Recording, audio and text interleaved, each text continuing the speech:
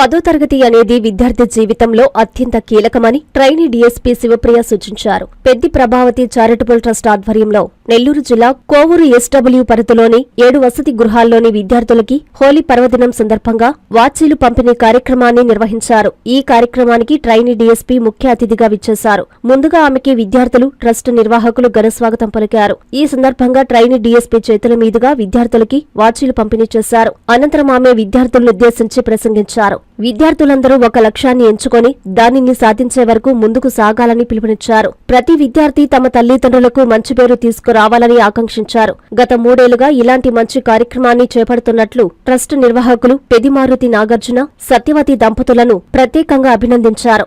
అనంతరం ప్రముఖ psychologist doctor Narasimhamurthy, SI Ranganath గౌడ్లు మాట్లాడారు. ఈ కార్యక్రమంలో ఎస్డబ్ల్యూఓ తిరుపతయ్య, హాస్టల్ సిబ్బంది పాల్గొన్నారు.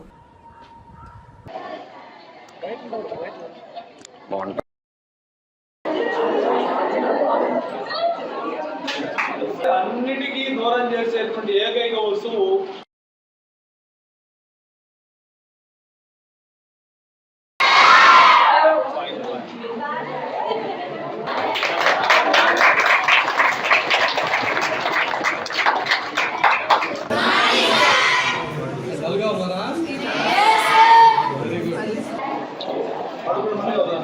ఒకరి కూడా కాపుతాను. ఎందుకంటే మీరు పెద్దలు చెప్తున్నారు, ఒకటి తెప్పిస్తాను. ఇక్కడ ముందు మిగతా వచ్చి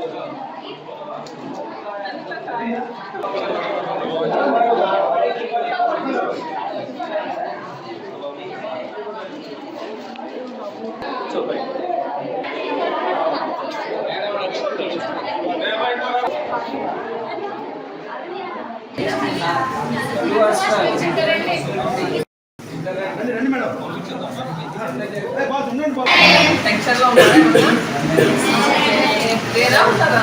ఏ టెన్షన్ తీసుకోకండి, లైట్గా పీస్ఫుల్ మైండ్తో రాయండి. మీరు ఇప్పుడు చదివేది కాదు కదా, ఇది 1 year నుంచి ప్రిపేర్ అవుతున్నారు. సో మీరు టెన్షన్ తీసుకుంటే ఆ టెన్షన్లో మీరు స్ట్రెస్ గురై ఇంకా పెద్ద రాయాలి ఎగ్జామ్స్. సో లైట్గా హ్యాపీగా ప్రిపేర్ అయ్యింది రివిజన్ చేసుకుంటూ రాయండి. అలాగే మీకు ఫుడ్ తీసుకోండి. ఈ టెన్షన్లో చాలా మంది ఫుడ్ తీసుకోకుండా వెళ్తూ ఉంటారు. ఎగ్జామ్స్ ఎంతకల్లా కళ్ళు తిప్పి పడుకోవడాలు ఇవన్నీ సరిపోతుంటాయి. అలా కాకుండా మీరు టైం ఫుడ్ తీసుకొని టైం ప్రాపర్గా నిద్రపోండి. ఒక సర్వే ప్రకారం చెప్పింది, మంచిగా నిద్రపోయే వాళ్ళకి మెమరీ పవర్ ఎక్కువ ఉంటుందంట. సో మీరు మ్యాక్సిమం 6 to 7 hours పడుకోండి. ఎగ్జామ్ ముందు రోజు ఎగ్జామ్ ఉంది కదా అని టెన్షన్ పడి ఇవి పడుకొని రివైజ్ చేసుకోండి. మీకు చదివినంత వరకు రివైజ్ చేయండి. మీకు సార్ వాళ్ళు చాలా టిప్స్ చెప్తుంటారు ఎగ్జామ్లు ఎలా రాయాలి, ఏం రాయాలి అని చెప్పి. నేను 10th క్లాస్ ఎగ్జామ్స్ రాసే వచ్చా, బట్ నేను అప్పుడు ఏదో టెన్షన్ పడ్డాను. ఇప్పుడు చూస్తే అసలు మ్యాటరే కాదు. సో మీరు అంత స్ట్రెస్ తీసుకోకండి, బట్ మీరు చదివిన వరకు బాగా ప్రిపేర్ అయ్యి రాయండి. అందరూ టాపర్లు అవ్వాలంటే ఏం లేదు కదా, యావరేజ్ పర్సన్ కూడా లైఫ్లో సక్సెస్ అవుతారు. నేను కూడా యావరేజ్ పర్సన్ని. నేనేం స్కూల్లో ఎప్పుడు టాపర్ని కాదు. అసలు నా స్కూల్లో ఫస్ట్ నుంచి ఇంతవరకు ఎప్పుడు టాపర్ వెళ్ళదు, యావరేజ్ స్టూడెంట్గా ఉన్నాను. సో అలా ఒక యావరేజ్ స్టూడెంట్గా ఉన్నా సరిపోతుంది. బట్ మీ లెవెల్ వరకు మీరు ట్రై చేయండి. అలా నెగ్లెక్ట్ చేయకండి స్టడీస్ ఎప్పుడు. ఎందుకంటే మన లైఫ్లో మన ఫ్యూచర్ అనేది ఎలా ఉంటుందని ఎప్పుడు తీసుకెళ్తామంటే మన హెల్త్, మన స్టడీని బట్టే. మన పేరెంట్స్ కూడా మనకి ఇచ్చే గిఫ్ట్స్ ఆ రెండే. హెల్త్ బాగున్నంత వరకు మనం ఏమేమి చేసుకోగలుగుతాం. స్టడీ ఉంటే ఫ్యూచర్లో మీ కాళ్ళ మీద నిలబడుకోగలుగుతారు, ఒకరి మీద డిపెండ్ అవ్వకుండా. సో అందరూ చదివి బాగా ఎగ్జామ్స్ అయితే రాయండి, స్ట్రెస్ తీసుకోకండి, ఫ్రీ మైండ్తో ఇది రాయండి. అండ్ నేను ఈ స్టేజ్ రావాలంటే ఈ ఎగ్జామ్ రాసే రావాలి. నేను కూడా 10th క్లాస్లో కాదు, రీసెంట్గా ఒక 2 years బ్యాక్ ఎగ్జామ్ రాసాను కూడా. టైం అనేది చాలా ఇంపార్టెంట్ ఈ కాంపిటేటివ్ ఎగ్జామ్స్లో. ఎస్పెషల్లీ మాకైతే 15 questions ఉంటే 3 hours రాసాయి ఈ జాబ్ రావాలంటే ఎగ్జామ్ మీన్స్.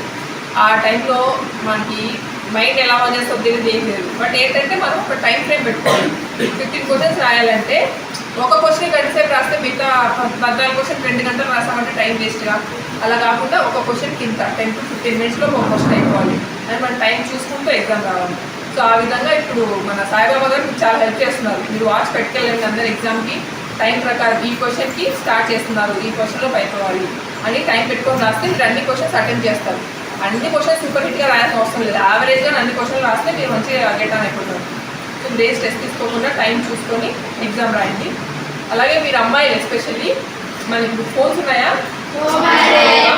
ఆబ్వియస్లీ 10th అయిపోయాక మీకు వస్తాయేమో మీ చేతిలో ఫోన్లు కదా.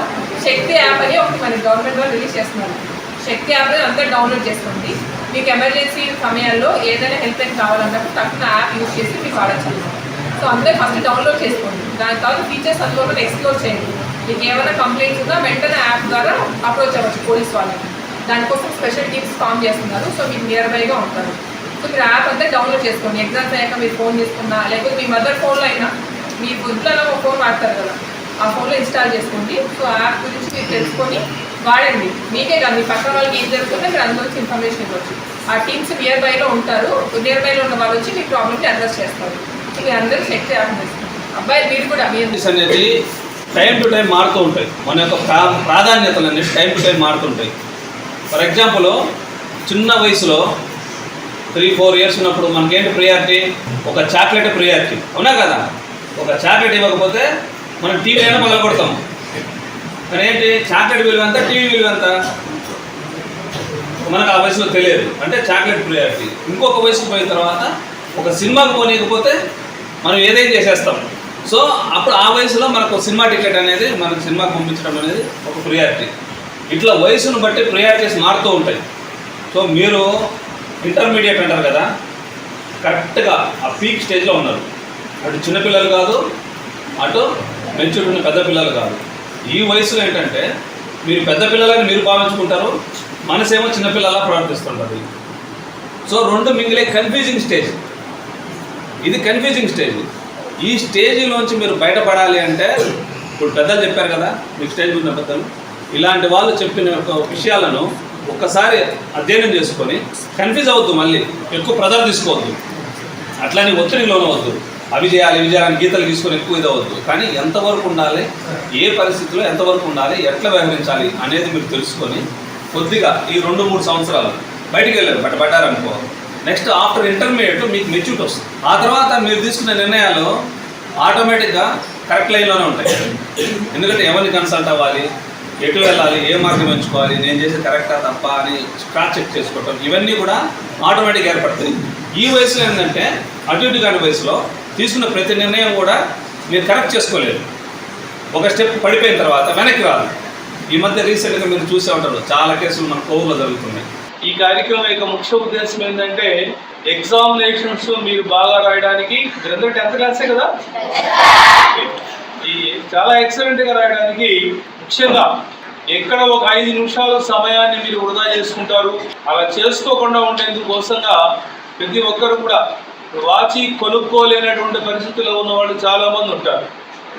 మరి అలాంటి పేదవాళ్ళను కూడా గుర్తించి అలా ఒక వాచ్ మీకు, సో దాంట్లో సమయం చూసి మన క్వశ్చన్ పేపరు చదవడానికి ఎంత టైం కేటాయించున్నారు, క్వశ్చన్ పేపర్ చదువుకున్న తర్వాత 4 మార్క్స్ రాయడానికి ఎంత సమయం ఉంది, అదేవిధంగా హాఫ్ మార్క్ బిట్ రాయడానికి ఎంత సమయం ఉంది అని క్యాలిక్యులేట్ చేసుకోవడానికి చాలా ఎక్సలెంట్గా మనకు వచ్చేటువంటిది కాలాన్ని సూచించే దిక్సూచే మనం గడియారం అంటాం. సో దాన్ని పక్కన పెట్టుకొని మీరు ఎక్సలెంట్గా ఎగ్జామ్ రాసుకోవచ్చు.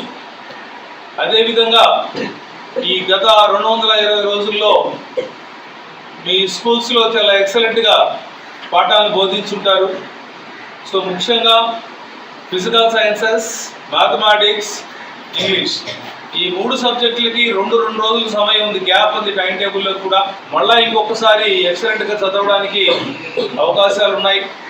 హాస్టల్లో మేడమ్స్ కూడా కోచింగ్ ఈవినింగ్ మీకు క్లాసులన్నీ జరుపుతూ ఉంటారు.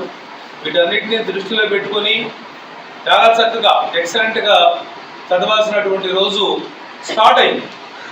ఎవరైతే మనం 1 మార్కుతో ఫెయిల్ అవుతామో తిరిగి మళ్ళీ విద్యా సంవత్సరం మొత్తం వృధా కావడము, తిరిగి ప్రిపేర్ కావడము, ఎగ్జామ్స్ వచ్చిన తర్వాత కళ్ళ నిండా నీళ్లు పెట్టుకొని పాస్ అయిన వాళ్ళందరూ కూడా ప్రతిరోజు హోలీ పండుగ జరుపుకుంటారు.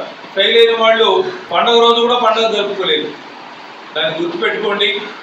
తల్లిదండ్రుల యొక్క ఆశల మీద నీళ్లు చల్లకుండా తల్లిదండ్రుల యొక్క కోరికల్ని నెరవేర్చే పద్ధతిలో చక్కగా మనసు పెట్టండి. ప్రత్యేకంగా మీకు చెప్పాల్సినటువంటి అంశం ఏంటంటే బాగా దురలవాటు అయిపోయింది ఫోన్. అది లేకపోతే పని జరగడం లేదన్నట్టుగా ఎవరైతే ప్రతిరోజు ఫోన్ మీద 2-3 గంటల సమయం కేటాయిస్తారో వాళ్ళ భవిష్యత్తుని మంటల్లో వేసుకున్నట్టే లెక్క. మనం ఒక మంటలోకి పోతూ ఉన్నాం. పూర్తిగా తగలబడిపోయిన తర్వాత కానీ మనం తగలబడ్డామని అర్థం కాదు. ఫోన్కు ఉన్నటువంటి వ్యసనం అది చెడ్డలవాట్లలో అతి ముఖ్యమైనటువంటి చెడ్డలవాటు. సో దాంట్లో ఆన్ చేస్తే ఏదో వస్తూ ఉంటాయి. మనం చూడడానికి చాలా ఇంట్రెస్ట్ గా ఉంటుంది. నారాయణ మాతృసేవా పథకం అమ్మతనానికి కమ్మనైన పథకం. సుమారు 1500 విలువ గల నారాయణ బేబీ హెల్త్ కిట్ ఉచితం. అవుట్ పేషెంట్స్ కు ప్రతి నెల డాక్టర్ ఫీజు ఉచితం. అల్ట్రాసౌండ్ స్కానింగ్ ఉచితం. గర్భిణీ స్త్రీలు కాన్పు కోసం కానీ ఇతర అవసరమై హాస్పిటల్లో చేరినప్పుడు బెడ్ ఛార్జీలు ఉచితం. ప్రాథమిక వైద్య పరీక్షలు ఉచితం. మందులు ఉచితం. బ్లడ్ బ్యాంక్ నందు అవసరమైన వారికి రక్తం ఉచితం. 5 నుండి 9 నెలల గర్భిణీలకు ప్రతి నెల చెకప్ సమయంలో ఉచిత డ్రై ఫ్రూట్ బాక్స్ మరియు వేరుశెనగ చిక్కీలు ఉచితంగా ఇవ్వబడును. బిడ్డ పోషణ నిమిత్తం తల్లికి 3000 రూపాయల నగదు అందించబడును. కాన్పు కోసం అంబులెన్స్ ఉచిత పికప్ సదుపాయం కలదు. నెల్లూరు నగర పరిధిలో నారాయణ మాతృసేవా పథకం నెల్లూరు.